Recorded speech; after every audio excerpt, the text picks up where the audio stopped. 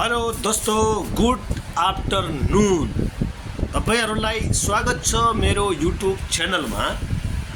हामीहरुले अब आजदेखि भिडियो बनाउने निरन्तरता दिनेछौँ।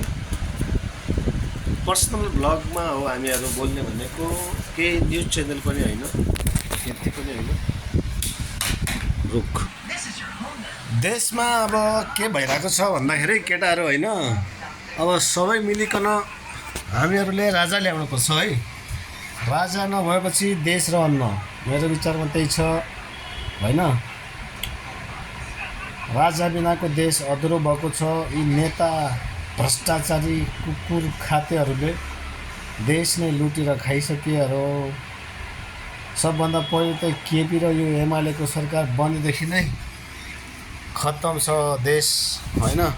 जताततै आन्दोलन आन्दोलन आन्दोलन छ हैन। अब त्यस्तो चाहिँ देशमा देखेर हैन, हामी विदेश बस्ने मान्छेहरूलाई नै हो पक्कै पनि हैन दुख्ने भनेको। स्वदेशमा बस्ने मान्छेहरूलाई त केही पनि हुँदैन हैन। त्यसै कारण म के भन्न चाहन्छु भने, यो केपी र यो कांग्रेस सरकारको यो देउबाको सरकार हुन्जेलसम्म देशमा केही हुने छैन।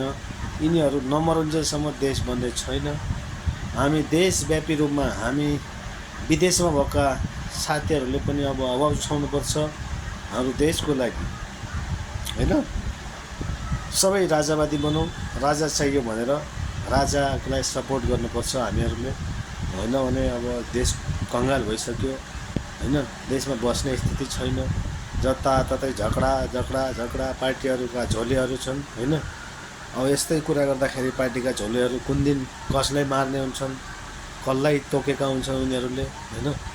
त्यस कारणले म के भन्न चाहन्छु भने साथीहरूलाई, विदेशमा भएका मान्छेहरू जोसुकै हुनु हैन, हामीहरूले आवाज उठाउने बेला भएको छ।